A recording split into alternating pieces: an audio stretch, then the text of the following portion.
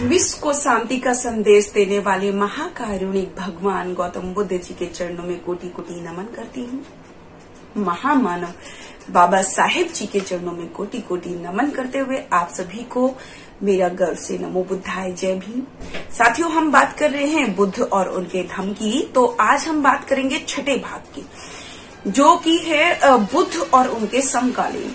तो मैं आपको बताना चाहूंगी कि जब सिद्धार्थ गौतम ने पवज्जा ली तो उस वक्त जो है देश में बहुत बौद्धिक रूप से बहुत उथल पुथल चल रही थी, क्योंकि ब्राह्मणी ग्रंथ और ब्राह्मणी दर्शन के अलावा 62 और दार्शनिक मत थे।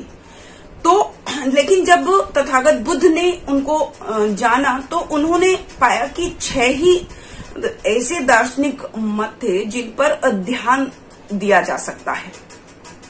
तो सिद्धार्थ ने उनको जाना तो जब सबसे पहली जो विचारधारा आई, 6 हम जो सिद्धार्थ गौतम ने जो ये कहा कि 6 ही मत ऐसे हैं जिनके ऊपर हम ध्यान दे सकते हैं, तो वही 6 मतों के बारे में हम बात करेंगे।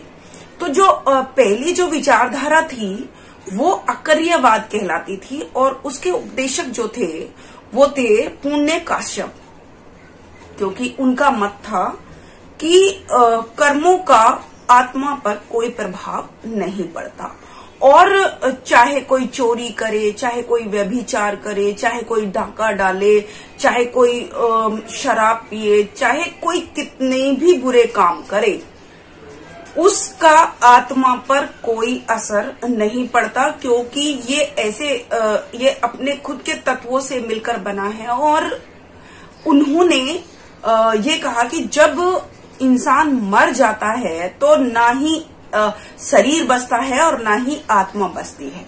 तो आत्मा पर कर्मों का कोई फर्क नहीं पड़ता, कोई प्रभाव नहीं पड़ता, चाहे कोई कितने भी बुरे कर्म क्यों ना करे।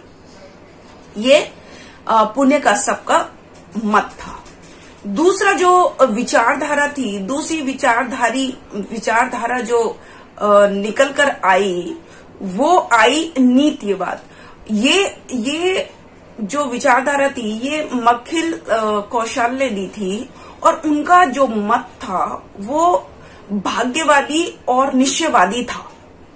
उन्होंने कहा कि कर्मों का कोई फर्क नहीं पड़ता है, लेकिन आप जो संसार में घटनाएं घट रही हैं उनको ना ही घटाया जा सकता है ना ही बढ़ाया जा सकता है। जितने भी संसार में दुख है या जितने भी मनुष्य को दुख भोगने पड़ रहे हैं वो उसको भोगने ही पड़ेंगे, क्योंकि उनको कम नहीं किया जा सकता, उनको घटाया बढ़ाया नहीं जा सकता।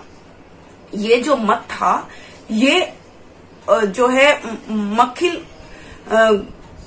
कौशल्य दिया था, क्योंकि वो ये कहना चाह रहे थे कि जो आपके भाग्य में है वही आपके साथ होगा, उसको कोई भी कर्म दूर नहीं कर सकता, उसको कोई अच्छा कर्म दूर नहीं कर सकता। ये उनका मत था।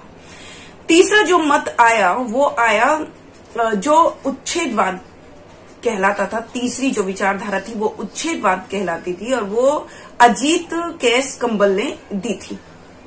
उनका जो मत था वो मत उनका ये था कि जितने भी जो मनुष्य है वो जितने भी चाहे वो कैसे भी कर्म करे उसका तो कोई फर्क नहीं पड़ेगा, लेकिन क्योंकि मनुष्य की जो उत्पत्ति हुई है वो दुख से हुई है और उससे आत्मा भी नहीं बच सकती, ऐसा उन्होंने कहा। और आत्मा को 84,000 बार जो है अलग अलग योनियों से जन्म लेना पड़ेगा, तभी आत्मा उन दुखों से बच सकती है। चाहे कुछ भी कर ले, लेकिन आत्मा को 84,000 बार जन्म लेना ही होगा। ये अजीत केस कंसल का जो है विचार था। अब चौथा जो विचारधारा थी वो थी अन्योन्यवाद, और ये दी थी पकुथ कच्चान ने। तो उनका जो कहना था उनका जो मत था वो ये था कि जो मनुष्य का जो शरीर है वो 7 तत्वों से मिलकर बना है। और 7 तत्व कौन से? पृथ्वी, जल, वायु, तेज, सुख, दुख और आत्मा। ये 7 तत्वों से मिलकर मनुष्य का शरीर बना है। और ये जो तत्व हैं वो स्वतंत्र हैं, वो एक दूसरे को प्रभावित नहीं कर सकते।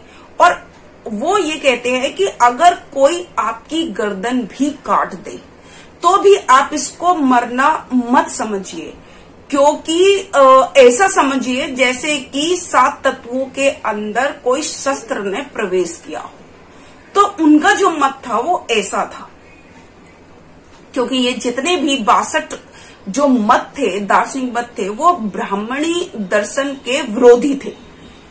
वो ब्राह्मणी ग्रंथों को नकारते थे। तो जो 6 उनमें से मुख्य थे उनकी बात हम लोग कर रहे हैं। तो चौथा मत उसका था। फिर जो 5वां मत जो आया वो संजय पुटलीपुत्र का मत आया।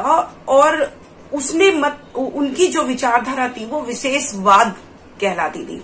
वो कहते थे कि ना ही स्वर्ग है, अगर कोई मुझसे पूछेगा कि स्वर्ग है, नरक है, या आत्मा अनंतर है, या ऐसा कुछ भी अगर कोई मुझसे पूछेगा तो मैं उसका नकारात्मक ही उत्तर दूंगा, क्योंकि मेरे हिसाब से या मेरे मत के अनुसार ऐसा कोई भी चीज अस्तित्व में नहीं है जिसका कोई आंसर यस में दिया जाए या नो में दिया जाए। तो मैं जो यस में दिया जाए, तो इसलिए मैं जो है, जो भी कोई मुझसे ये सवाल पूछेगा तो मैं उसका उत्तर नकारात्मक ही दूंगा, क्योंकि मेरी नजर में इनका कोई अस्तित्व नहीं है। 5वां इन्होंने ये बात बोली थी। फिर जो 6ठी जो मत था या 6ठी जो विचारधारा थी वो चतुर्याम सवरवाद कहलाती थी। और इसके जो उपदेशक थे वो थे तीर्थकर महावीर। तो उनका जो मत था वो ये कहते थे कि जो आत्मा का जो जन्म है या जो आत्मा जो नया जन्म लेती है वो पिछले पूर्व जनों के कर्मों पर और इस वक्त जो आप कर्म कर रहे हो उनके कर्मों के आधार पर, लेकिन पिछले पूर्व जन्म के कर्मों पर और इस जन्म के आधार पर जो आप कर्म कर रहे हो उन कर्मों को देखते हुए ही आपकी आत्मा दूसरे उसमें ग्रहण करेगी, या जो दुख, जो आत्मा को जो दुख मिल रहा है उस दुख को दूर करने का उन्होंने 4 नियम बताए। उन्होंने सबसे पहला जो नियम था वो ये था कि चोरी नहीं करना, झूठ नहीं बोलना, व्यभिचार नहीं करना और संग्रह नहीं करना। यानी कि उन्होंने ब्रह्मचार्य जीवन को ही उन्होंने इस दुख को दूर करने के लिए उन्होंने ये कारण बताया। तो इस तरीके से 6 जो मत थे वो पहले जो है सिद्धार्थ गौतम ने देखे, और क्योंकि उन्होंने ब्राह्मणी धर्म और ग्रंथों को नकारा था इसलिए सिद्धार्थ गौतम उनको जानना चाहते थे। लेकिन 62 जो और मत थे उन 62 मतों में से सिद्धार्थ गौतम ने केवल 6 ही मत ऐसे चूज किए, मतलब 6 ही मतों को देखा जिन पर ध्यान देने योग्य था या जिन पर ध्यान दिया जा सकता था। लेकिन जब उन्होंने सभी चीजों का अध्ययन किया, जब उन्होंने उनको परस्पर जाना, तो उन्होंने पाया कि उनको अपनाया नहीं जा सकता। बुद्ध ने जाना कि जब उन्होंने ये सब चीजें देख ली थी तो फिर उन्होंने उनके प्रति अपने विचार रखे।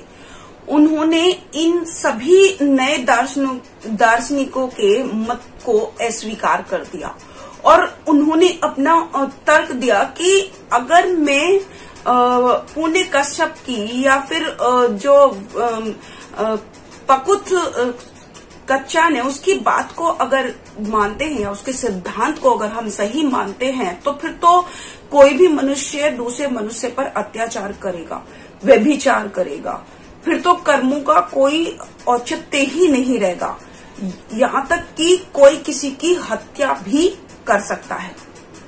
तो उनके सिद्धांत को उन्होंने इसलिए अस्वीकार कर दिया। दूसरा जो मत था वो मक्खिल गोसाल्का था, मक्खिल गोसाल्का। उन्होंने कहा कि अगर ये सिद्धांत सही है तो फिर तो कोई भी मनुष्य भाग्य के ऊपर भी निर्भर रह जाएगा, फिर तो उसके जीवन में कुछ बचेगा ही नहीं और वो भाग्य का ही दास बनकर रह जाएगा। तीसरा जो था वो अजीत केस कंबल का था।